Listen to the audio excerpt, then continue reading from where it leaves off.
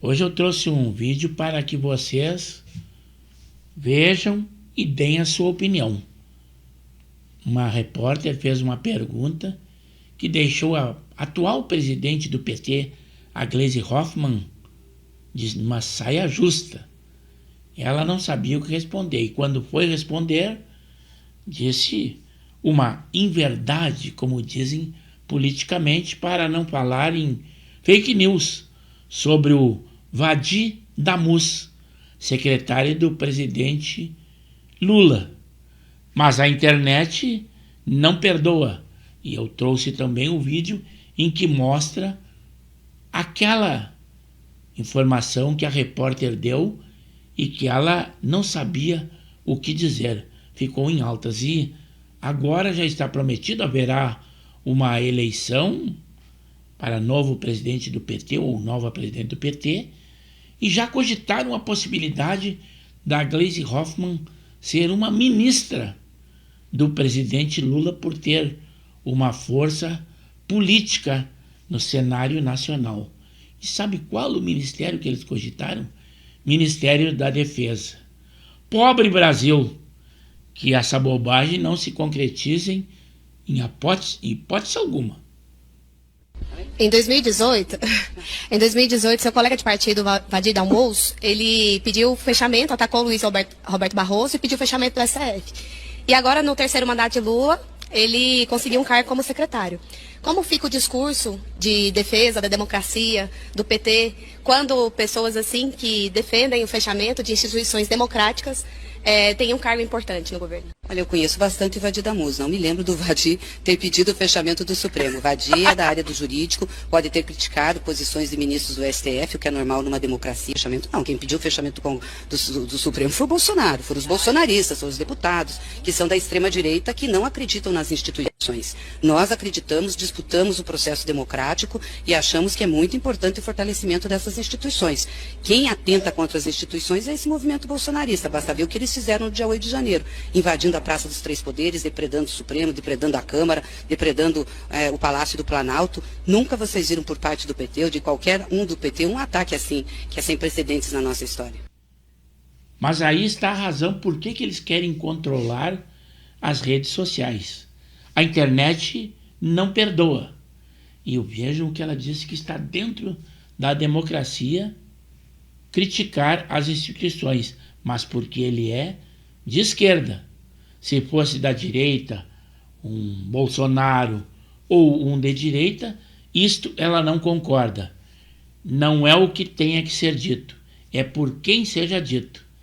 Esquerdista não muda esse pensamento dela, o que é a verdade ou o que deve ser democrático, para eles pouco importa.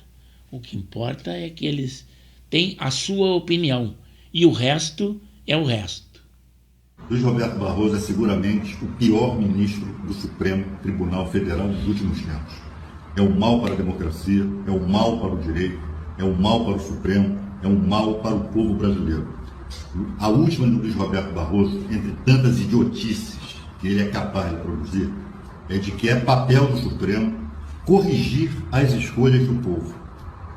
Nós temos que redesenhar o Poder Judiciário e o papel do Supremo Tribunal Federal. Tem que fechar o Supremo Tribunal Federal. Tem que fechar o Supremo Tribunal Federal. Olha, eu conheço bastante o Vadi Damus. Não me lembro do Vadi ter pedido o fechamento do Supremo. O Vadi é da área do jurídico, pode ter criticado posições de ministros do STF, o que é normal numa democracia, mas...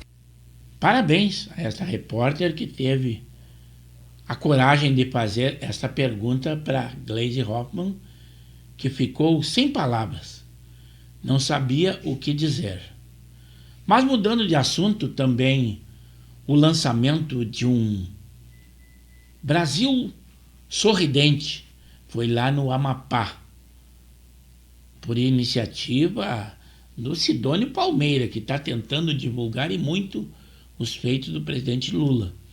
Mas eu acho que não está surtindo efeito, pois nessa ocasião, desde que ele não seja orientado, ele falando é um horror.